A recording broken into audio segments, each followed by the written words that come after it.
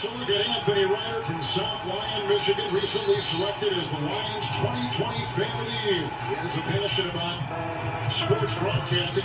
With the 112th selection in the 2021 NFL Draft, the Detroit Lions select Amon-Ra St. Brown, wide receiver, USC. One pride, baby! Yeah!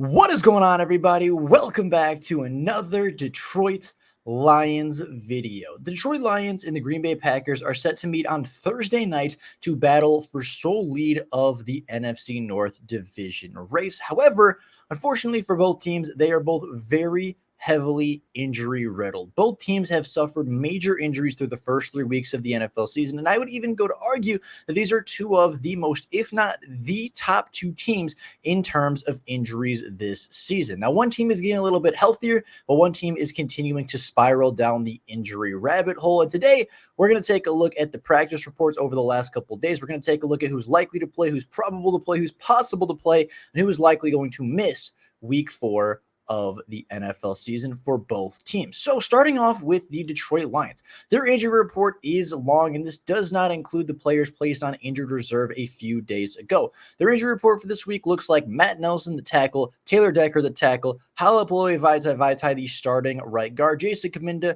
the starting fullback, Jonah Jackson, the starting left guard, Kirby Joseph, the number one safety for this Detroit Lions secondary, David Montgomery, RB1, as well as Emmanuel Moseley, the projected second starting boundary cornerback for the Detroit Lions this week. Now, a majority, if not all of these players, with the exception of Jason Kabinda, did not finish the game last week. Matt Nelson started the game, but went out in the middle of the first quarter. Taylor Decker was inactive. Halapaloe Vaitai was inactive. Jason Kabinda did get a carry, but was very inactive and just it wasn't really a big factor on the game. While Jonah Jackson did end up finishing the game, but of course was injured at some point throughout. Kirby Joseph did not play. David Montgomery did not play, and Emmanuel Moseley missed his third game in a row. The Lions have been very heavily injured, and on top of all of this, they of course lost CJ Gardner-Johnson for the season. They lost James Houston for at least 2 months. They lost Josh Pascal after the first game of the season, as well as a couple other depth and key players that they were really heavily relying on and projected to be very involved early in this season. Their injury report has been long for the last 2 weeks, and it has been very detrimental to the Detroit Lions starting line and, of course, their success on both the offensive and defensive sides of the football. But the Green Bay Packers have not been much better, as their injury report is just as long, but they don't have quite as many players heading to the IR. Jair Alexander, their starting former All-Pro cornerback, All-Pro caliber cornerback, I should say, is on the injury report and did not practice on Monday. Safety Zane Anderson is on the practice, or is also...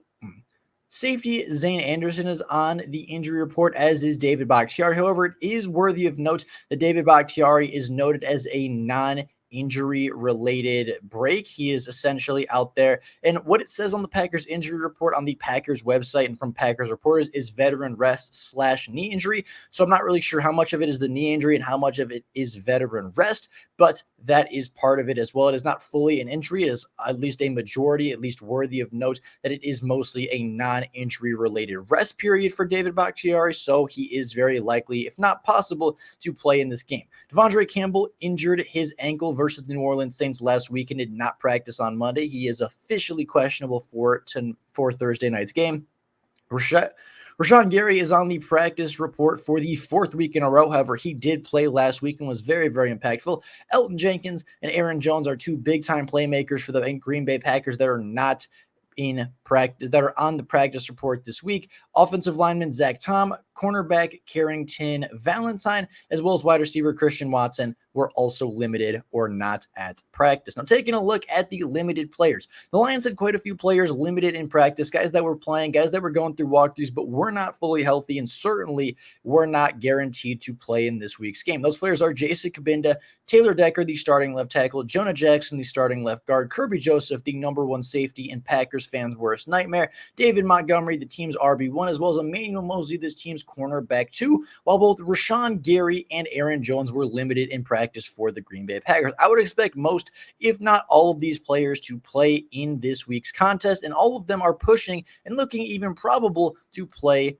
this week. Now, players that did not practice, the Detroit Lions are still missing quite a few players, as Matt Nelson is officially going to require surgery and likely will be heading to IR at some point here in the next couple of days. Frank Ragnow did not practice with his toe injury. However, much like David Bakhtiari, it was a veteran rest day for him, and he is likely not going to practice the remainder of the week, but is very likely to play. And then Halapaloe Vaitai with that knee injury is still out for the foreseeable future, and unfortunately will not be manning the right guard position like he is accustomed to. Now, Jair Alexander did not practice on Monday. However, he did practice on Friday last week before the Saints game, so I'm not sure if there was a setback to his injury or if it was just a rest day for them. It is worthy of note that neither team actually officially practiced. The Detroit Lions did walkthroughs while the Green Bay Packers took the entirety of Monday off, to my knowledge. So these are projected practice reports, but officially nobody actually did practice. These are just the guys that they expected to be active, inactive, and limited throughout their practices. So Jair Alexander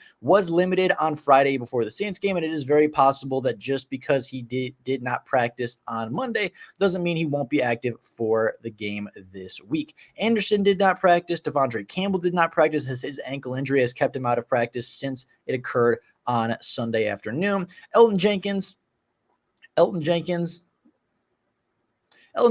Zach Tom, Valentine, as well as Christian Watson all did not practice. Christian Watson is yet to play in a game for the Green Bay Packers.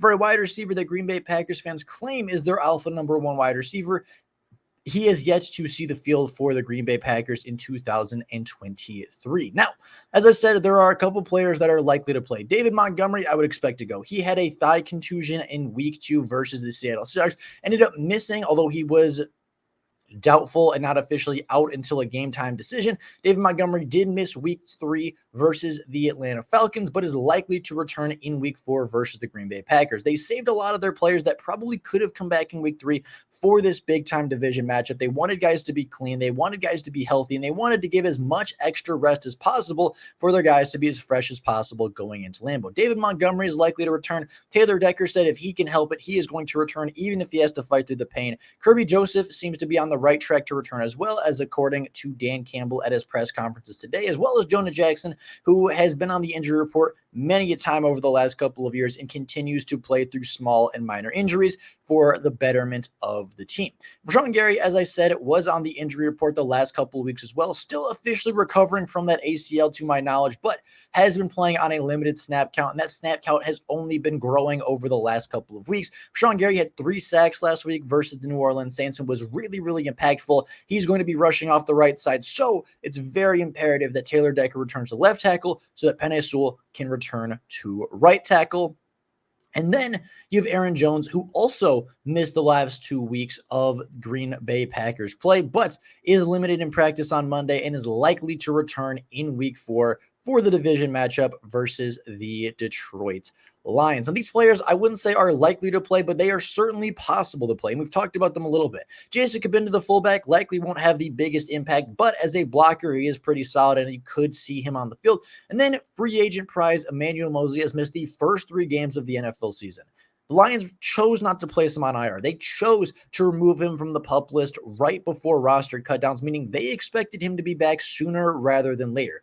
I don't know if he's going to play in this game. I don't know if he's going to dress for this game or be healthy for this game, but there is a possibility. This marks the 4-week mark that had they placed him on IR at the beginning of the season, they would have had an extra roster spot open, and he would have been on the sidelines regardless. So there is certainly a chance that he plays. He has been limited in practice, which is the best we've seen from him all year. Dan Campbell said it is possible that he plays and gets rotation, but at this point, he is catching up with the rest of the team as far as conditioning, as far as his spot on the team, and he is currently rotating in and out with Jerry Jacobs at practice throughout walkthroughs. Now, As I mentioned earlier, David Bakhtiari has officially been designated as an NIR, a non-injury related rest period for himself. Now, it also is worthy of note that he does have a minor knee injury that is keeping him out. But as I said, the major reason for him resting is consider that NIR period, not necessarily the knee injury, as said by the Green Bay Packers website and official injury report. Jair Alexander, as I mentioned earlier, was practicing on Friday afternoon. So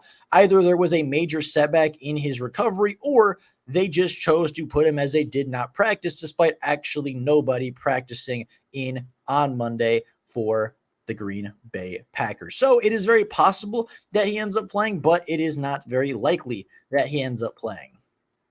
It is not very likely that he ends up playing, I would say. There is a good chance that the Detroit Lions wide receiving core will see a Jair Alexander-less Green Bay secondary, which would, of course, be very helpful for them. But that is the end of the injury report. That is everything we know up to this point. Injury reports for Tuesday afternoon should be coming out at any moment. And if there's any major changes, I will leave updates in the comments below. But I wanted to get this video out. The Detroit Lions play in just over 48 hours. The Detroit Lions are set to take on the Green Bay Packers in a division rival battle for lead of the NFC North. And as of right now, the Detroit Lions are getting healthy. Up to this point, I would say the Detroit Lions have had more major injuries this year than the Green Bay Packers, but the Lions are at a situation where they're starting to get healthy, while the Green Bay Packers are at a position where they're continuing to decrease and go down with more and more injuries. The Green Bay Packers, I think, might suffer from more of an injury bug this week, which could, of course, lead to a helpful Detroit Lions victory, giving them a 3-1 start to the 2023 NFL season. But with all that being said, that is all for you guys today. Let me know down in the comments below how you feel about the injury report, who you think is going to play, who you're most excited to see return from injury for the Detroit Lions or Green Bay Packers. If you got Packers fans in here, let me know who you want to see come back for your team as well down in the comments below. But with all that being said, that is all for you guys today. Thank you all so much for watching, and until next time, and as always, go Lions.